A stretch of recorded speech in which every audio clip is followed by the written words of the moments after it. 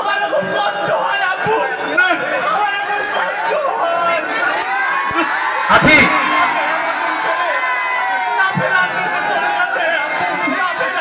চলে গেছে, দোষটা আমারই ছিল না। শপিং করে ফিরছিল, আমি যদি সেই সময় ফোন না করতাম, কানে ফোন করে রাস্তা পার হতো না রে।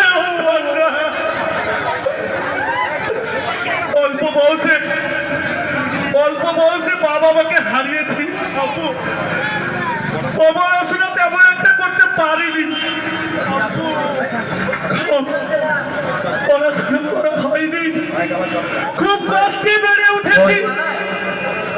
ছোট্ট একটা ব্যবসা, ছোট্ট, সবে মাত্র গুছিয়ে উঠেছে বোঝা না, এরই মধ্যে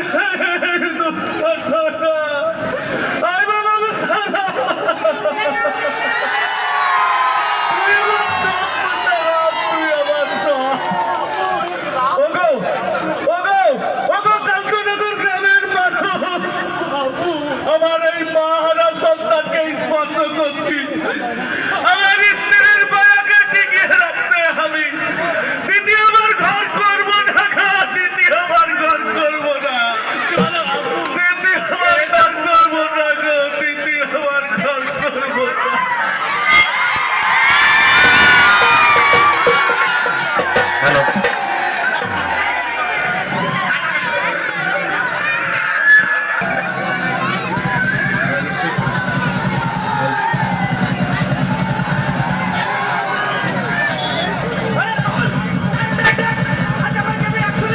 হ্যালো আমি এখন নতুন ভিডিও আপলোড করি,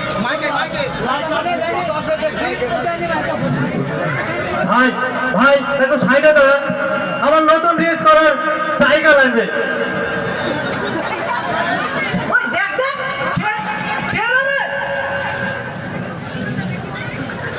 আরে আমাদের পড়াকু বাবা যে, আসুন আসুন স্যার আসুন। সবসময় মোবাইলে কি দেখিস? তোর না চোখের সমস্যা, আর তোদের কতবার বারণ করি, আর কমল তোকে বলেও কাজ নেই, তোর তো কোনো কথাই কানে আসে না। রাগ করিস না বসু, সবসময় পড়ার আমার সাথে বলতে একটা দেবো খেলতে পারিস নাকি? হ্যাঁ হ্যাঁ খেলতে তো মাঠে গিয়ে দেখি মাঠে কেউ নেই,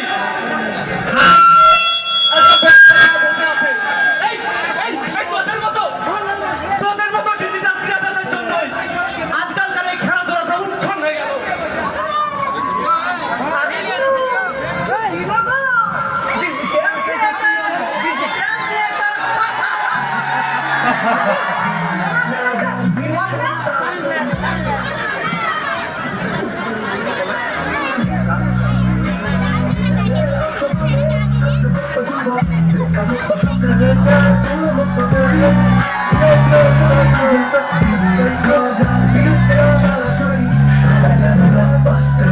আমরা সবাই ডিজিটাল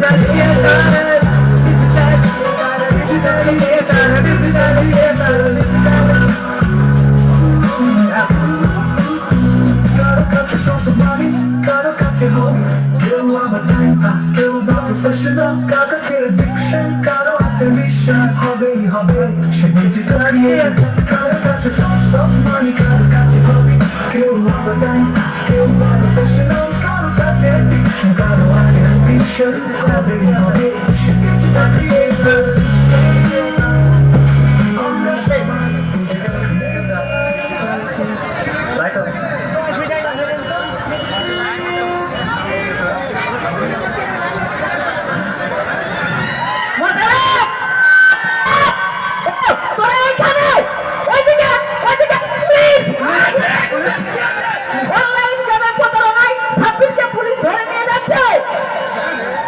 পুলিশ কি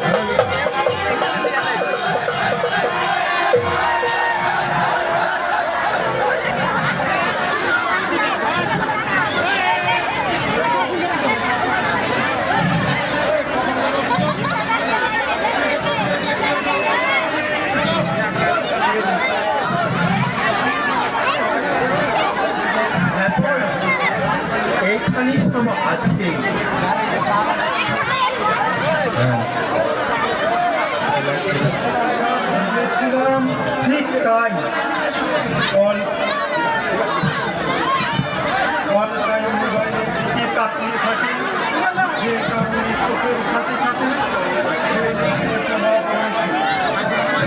ডাক্তারবাবু, আমার ছেলে ঠিক হয়ে যাবে তো? আবার আগের মতো দেখতে পাবে তো? ডাক্তারবাবু বলুন না, আমার ছেলে ঠিক হয়ে যাবে তো? এটা বলা মুশকিল। এটা অপারেশন করতে হবে, তার জন্য প্রস্তুত হতে হবে। আচ্ছা ডাক্তারবাবু, আচ্ছা ডাক্তারবাবু। দিন দিন এই ধরনের রোগীর সংখ্যা বেড়েই চলেছে। প্রয়োজনের চেয়ে বেশি মোবাইল ব্যবহার করা উচিত নয়, কিন্তু মোবাইল আমাদের শরীরের অঙ্গে পরিণত হয়ে গেছে। যাই, আর একটা অপারেশন আছে।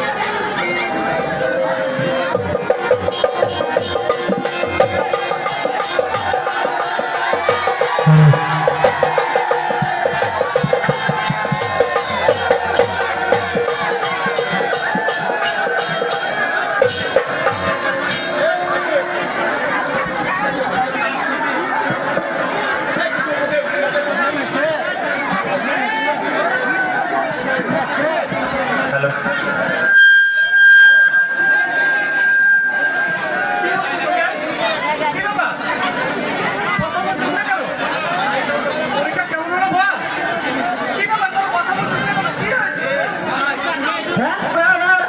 আজকে তোর কথা শুনেছিলাম বোধহয়, আমার পরীক্ষাগুলো ভালোই গেল। আমার জানাই ছিল না যে আমরা চাইলে মোবাইলটা ভালো কাজেও ব্যবহার করতে পারি। আমি ফেসবুক পড়ার পাশাপাশি ইউটিউবেও ক্লাস করতাম। বাহ, শুনে খুব ভালো লাগলো। তবে হ্যাঁ, শুধু ইউটিউব মাথা ভালো করে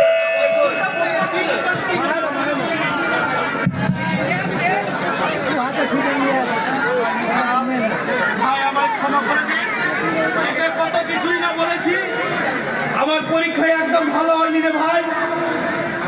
আমি মোবাইলে গেমে আসক্ত হয়ে গেছিলাম, পরীক্ষা আমার একদম ভালো হয়নি রে, ভালো হয়নি। ভাই ভাই, তুই আমাদের চোখ খুলে দিয়েছিস, আমরা আমাদের ভুল বুঝতে পেরেছি। সাব্বির, আয় ভিতরে আয়, কি করছিস ওখানে আয়।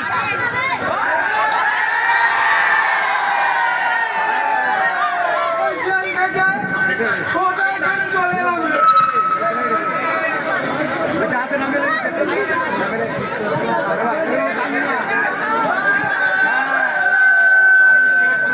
ওই জেল থেকে সোজা এখানে চলে এলাম রে। বাড়িতে মুখ দেখাবো কি করে বল? আমার তো মান সম্মান মনে আর কিছুই বাঁচলো না। আমি আর জুয়া খেলবো না রে। প্রতারণার হাত থেকে আমি নিজেকে সরিয়ে নিয়ে আসবো। আর হ্যাঁ বন্ধু, তোদের সামনে আজ আমি প্রতিজ্ঞা করছি, দেখিস আজ থেকে ভালোভাবে লেখাপড়া করে আমি এই সমাজের একজন প্রতিষ্ঠিত ব্যক্তি হয়ে দেখাবো। মাত্র আমাকে ক্ষমা করে দিই। সব ঠিক হয়ে যাবে বন্ধু। তোরা যে তোদের ভুল বুঝতে পেরেছিস, দেখে আমি খুব খুশি রে। কিন্তু কিন্তু ওদিকে ইমন জীবন কি হয়েছে মনে কি বলবো? তার চোখের অপারেশন ছিল, সে রাত দেখতে পাবে না রে, সে রাত দেখতে পাবে না। বড্ড সে মেধাবী ছিল রে। সব সময় যে মোবাইলে কি যে সে করতো চুপি চুপি। চল সবাই মিলে দেখে আসি। চল চল চল চল চল চল।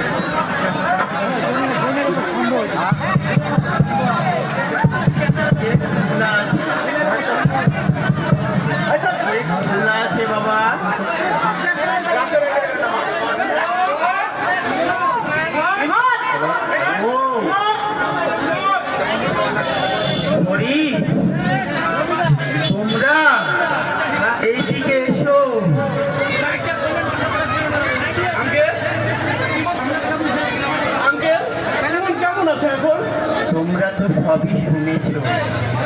ইমন আর চোখে দেখে না।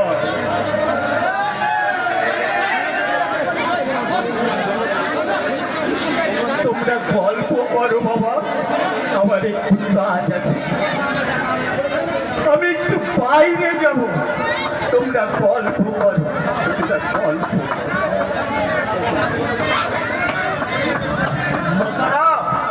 তোরা সবাই এসেছিস, শুনেছিলাম 26 জেলে ছাড়া পেয়েছো। হ্যাঁ বন্ধু, আমিও এসেছি। আসলে আমরা সকলে আমাদের ভুলটা বুঝতে পেরেছি। মোশাররফ, আমি তোকে দেখি না, জানিস তো তাতে আমার কোনো আক্ষেপ নেই। চোখ থেকে এই সমাজের জন্য কিছুই করতে পারিনি রে। বাবা বলেছিলেন বেড়েছে শিক্ষা, বাড়েনি জ্ঞান, মানুষ হারিয়েছে আজ মনুষ্যত্বের মান। আমি শুধুই মানুষ হতে চেয়েছিলাম, মানুষ হতে চেয়েছিলাম।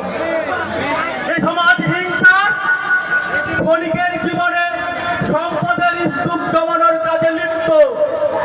ওরা বোঝে না, ওরা বোঝে না সমাজের জন্য রাজনীতি দরকার, কিন্তু রাজনীতির জন্য সমাজ নয়। ওরা এখনো বিশ্বাস করে শিক্ষাই ভিক্ষাবৃত্তির মূল কারণ। তাই নিজ সন্তানকে শিক্ষা বিমুখ করে কেড়ে নেয় তাদের শৈশব, কেড়ে নেয় তাদের স্বাধীনতা। চুপ কর, চুপ কর, তোর এখন রেস্টের দরকার। না, আজ আমায় থামাস না, এসব কথা ভাবলে আমার ঘুম আসতো না। আমি প্রযুক্তির বুদ্ধিমত্তাকে কাজে লাগাতে চেয়েছিলাম নিজের জ্ঞান অর্জনের জন্য।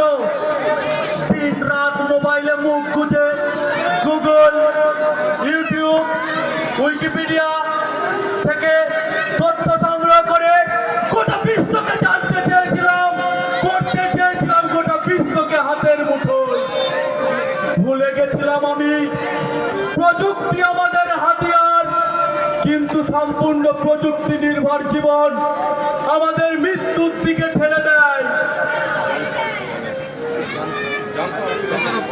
জানতাম তুই অনেক ভালো ছাত্র ছিলিস বরাবরই, তবে হ্যাঁ আজ বুঝলাম তোর জ্ঞানের পরিধি আমি মাপতে পারবো না রে। ও যে আমার আয়ত্তের বাইরে। শোন না এমন, আগামী 12ই জানুয়ারি ইয়ত ডে উপলক্ষে একটি সাংস্কৃতিক অনুষ্ঠানের আয়োজন করেছি আমরা।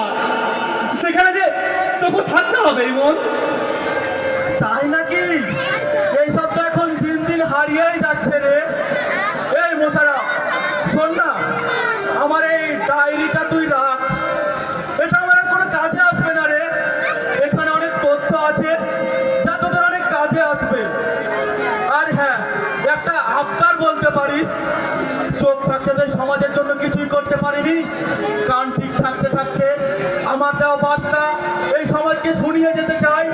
বন্ধু বন্ধু, গাইবি সেই দিন আমার ডায়েরির পাতা থেকে সেই মানবতার গান।